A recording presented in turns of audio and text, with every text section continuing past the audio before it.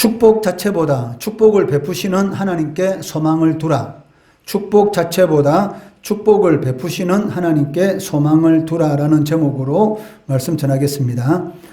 오늘 본문 말씀은 모압에게 패망을 면할 두 가지 방도를 하나님께서 제시하여 주셨습니다. 그런데도 불구하고 교만해서 그 방도를 거부한 모압이 앞으로 당하게 될 심판의 그러한 참상과 그리고 그 심판 시행의 기한에 대해서 말씀하고 있습니다.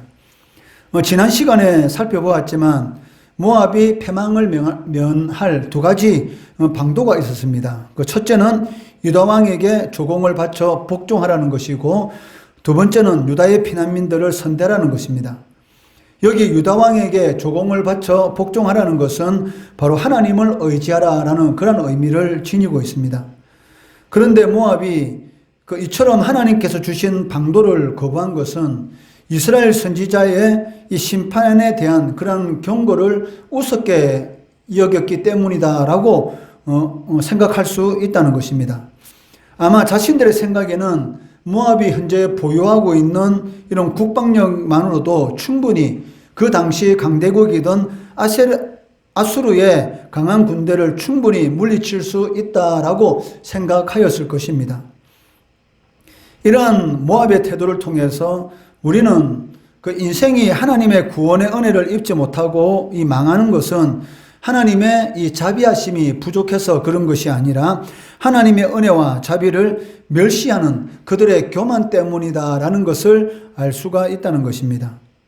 또한 하나님은 그 인생들이 구원받을 수 있는 그런 기회를 하나님께서는 주시고 계시지만, 그런 하나님의 구원의 기회를 거부하는 자들에게는 반드시 혹독한 멸망의 심판이 임한다는 것을 오늘 본문 말씀을 통해서도 우리는 알 수가 있다는 것입니다. 이러한 본문 말씀을 통해서 하나님께서 우리에게 주시는 영적 교훈들을 살펴보도록 하겠습니다. 첫 번째는 본문 말씀 제목처럼 축복 자체보다 축복을 베푸시는 하나님을 사랑하고 소망하라는 것입니다. 7절, 8절 말씀은 모압의 통곡에 대해서 말씀하고 있습니다. 먼저 7절 말씀을 보시면 모압이 모압을 위하여 통곡하되 다 통곡할 것이다 라고 말씀하고 있습니다. 그리고 그 이후로서 8절 말씀에서 포도나무가 마르고 그 가지가 꺾인 그런 사실에 대해서 기록하고 있다는 것입니다. 7절, 8절 말씀해 보시면 그러므로 모압이 모압을 위하여 통곡하되 다 통곡하며 기랄에셋 금포도떡을 위하여 그들이 슬퍼하며 심히 근심하리니 이는 헤스본의 밭과 신마의 포도나무가 말랐습니다. 전에는 그 가지가 야셀에 미쳐 광야에 이르고 그 삭이 자라서 바다를 건넜더니 이제 열국의 주권자들이 그 좋은 가지를 꺾었도다라고 말씀하고 있다는 것입니다.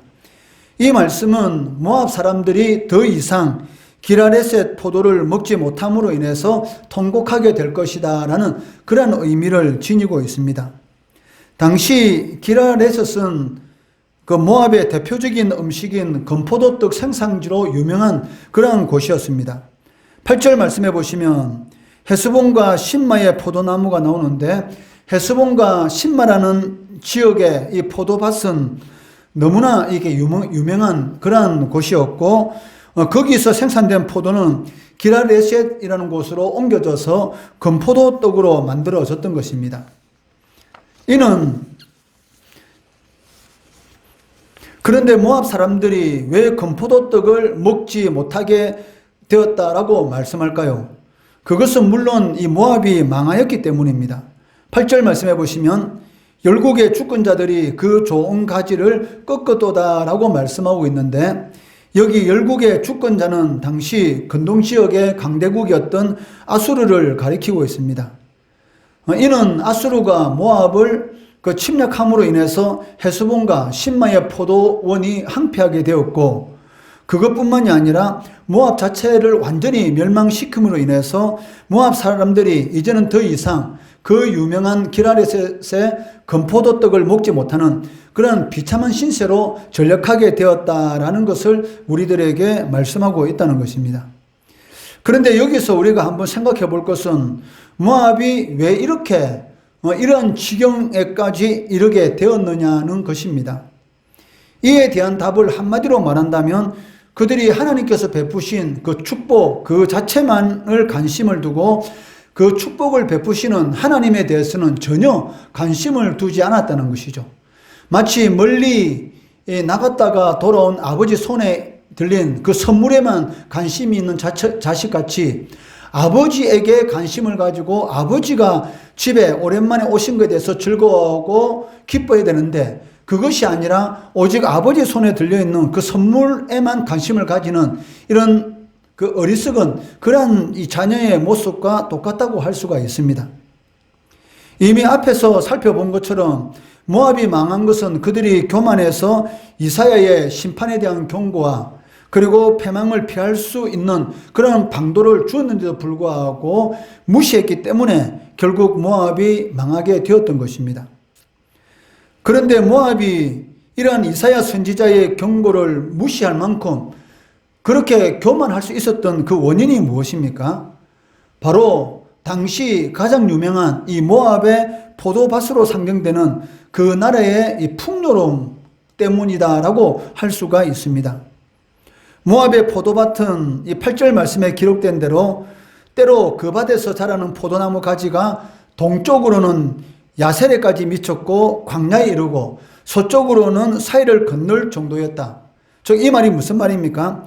그 팔레스틴 지역에서 모압의 포도밭이라면 그에 절대적으로 다른 나라에 많은 영향을 미칠 만큼 그만큼 그 모압의 그 나라를 이렇게 풍요롭게 만드는 데 있어서 가장 중요한 그러한 자원이었다라는 것을 알 수가 있습니다.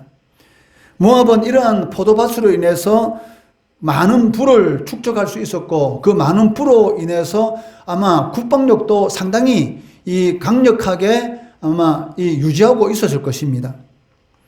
그런데 이 모압이 알아야 할 것은 무엇입니까? 그들의 포도밭, 당시 고대 근동 지역에서 그만큼 다른 나라가 부러워할 만큼의 이 모압의 포도밭은 하나님의 축복입니다. 그런데도 불구하고 하나님의 축복 없이 마치 그 모압의 포도밭처럼 그렇게 좋은 포도밭이 생길 수 있는 것처럼 그런 생각을 모압 민족들이 가지고 있었다는 것입니다. 그렇기 때문에 하나님의 말씀에 이들이 귀를 기울이겠습니까? 당연히 기울이지 않는 것이죠. 하나님의 축복이라는 것을 안다면 당연히 하나님의 말씀에 귀를 기울이고 하나님의 은혜에 감사할 것입니다. 그런데도 불구하고 모압은 그들이 누릴 수 있는 그러한 포도밭을 주었는데도 불구하고 그러한 포도밭을 베푸신 하나님에 대해서는 전혀 관심을 기울이지 않았고 그로 인해서 하나님의 말씀, 즉 이사야 선지자의 경고에 대해서도 우습게 여기는 그러한 일들을 행하였다는 것입니다. 그들이 진정으로 관심이 있었던 것은 무엇입니까? 그러니까 포도밭을 주신 하나님이 아니라 그 포도밭 그 자체에만 관심을 가지고 있었다라고 할 수가 있습니다.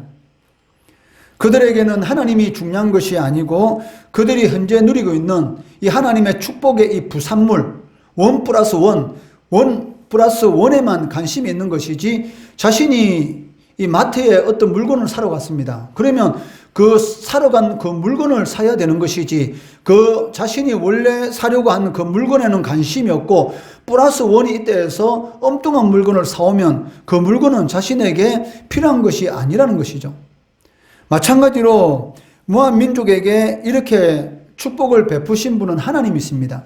그러니까 하나님께 관심을 가져야 되는데도 불구하고 하나님께는 관심이 전혀 없이 하나님께서 베푸신 그 축복의 이 부산물들에만 관심을 가지고 있었다는 것입니다.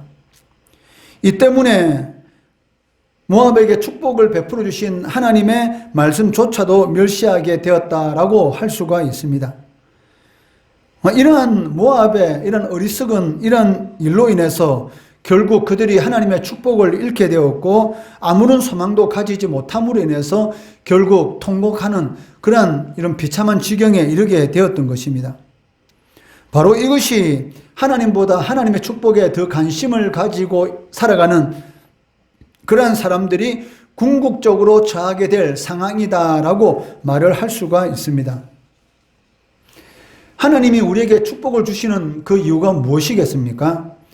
우리의 삶의 유익을 위해서 주신 것이지 그것을 믿고 의지하라고, 그를 통해서 교만하라고 주신 것이 아니라는 것입니다. 성경이 반복적으로 경고하는 것이 무엇입니까? 교만은 망하는 길이다. 이 교만에 대해서 끝없이 하나님께서 우리들에게 경고하시는 것을 볼 수가 있습니다.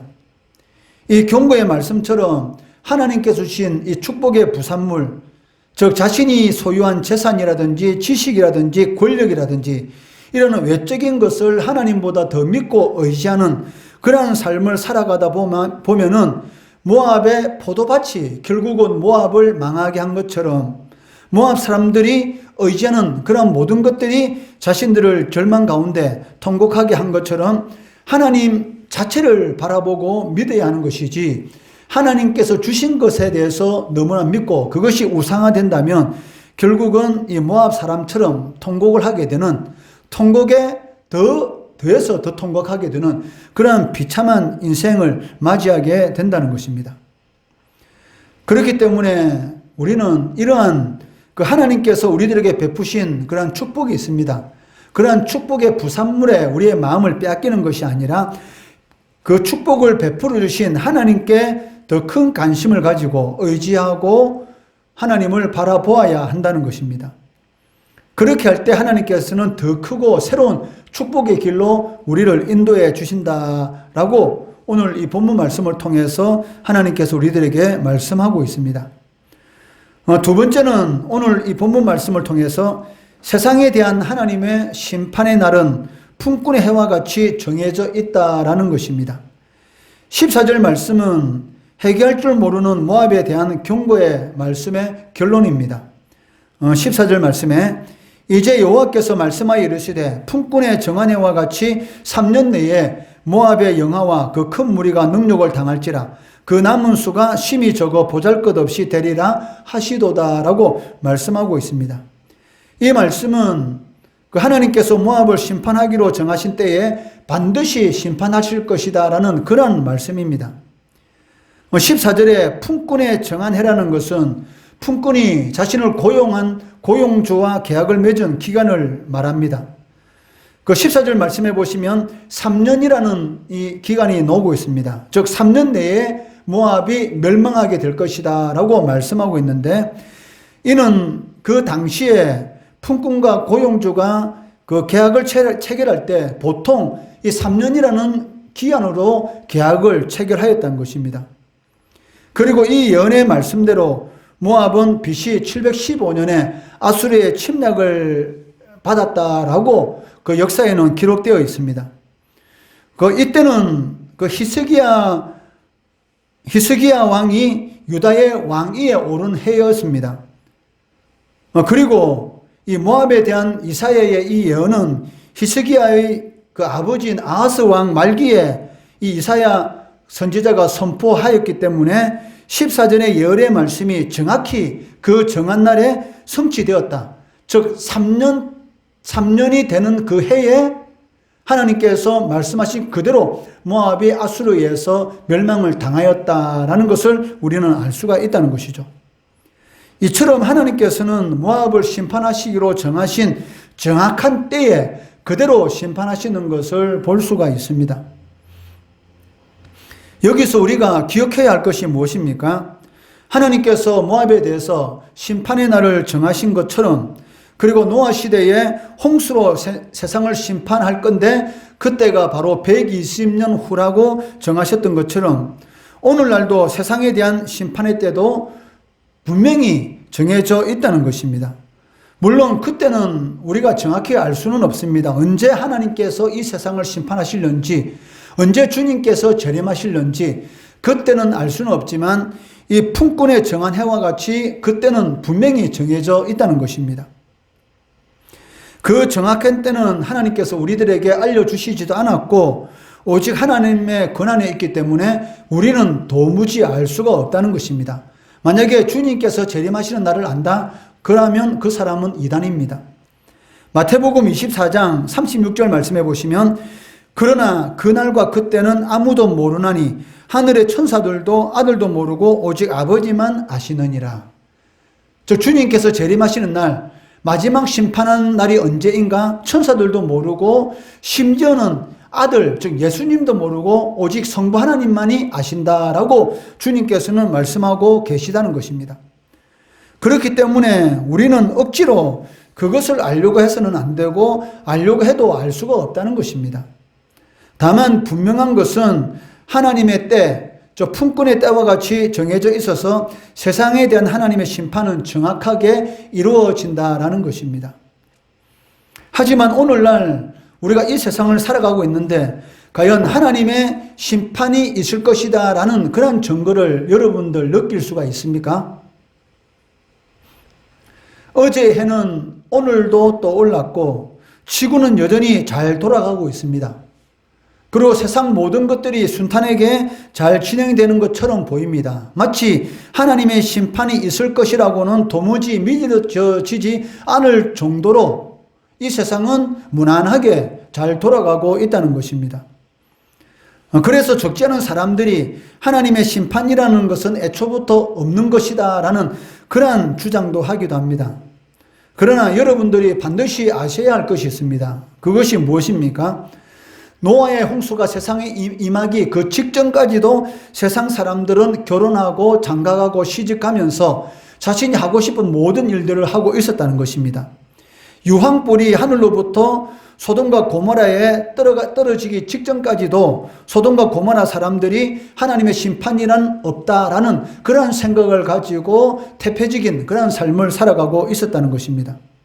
그러나 세상에 대한 하나님의 심판은 사람들이 생각하지 못한 그때에 하나님께서 정하신 그때에 정확하게 반드시 이 세상에 임하게 된다는 것입니다. 그렇기 때문에 성도인 우리는 늘 깨어서 기도하고 하나님의 심판을 대비하는 그러한 삶을 살아가야 한다는 것입니다. 하나님께서 이 시간 이후에 바로 주님께서 재림한다 할지라도 두 손 들고 찬양하며 주님의 재림을 기쁘게 맞이할 수 있는 그런 믿음을 우리가 소유하고 있어야 한다는 것이죠. 성도는 늘 하나님의 심판에 대해서 대비하는 그러한 삶을 살아가야 한다는 것입니다. 그리할 때에 우리는 착하고 충성스러운 종으로서 우리의 주인이신 하나님 앞에서 칭찬을 받게 될 것이고 또 하나님께서 예비하신 상급을 받아 누리는 그런 영원한 생명의 삶을 살아가게 된다는 것입니다.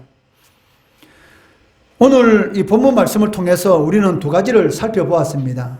첫째는 하나님의 축복 자체보다는 축복을 베푸시는 하나님을 더 사랑하고 소망하라는 것입니다. 여러분이 가지고 누리는 모든 것들 하나님께서 주신 것입니다. 그런데 그 누리고 있는 것에 마음을 빼앗겨서 하나님보다는 그것을 지키기 위해서 더 노력한다면 그것은 하나님을 기쁘시게 하는 그런 일이 아니라는 것입니다. 그 은혜를 베푸신 하나님께 우리의 마음을 집중시키고 우리의 소망을 집중시킬 때에 하나님께서는 더 크고 더 큰 축복으로 우리를 인도해 주신다는 것입니다.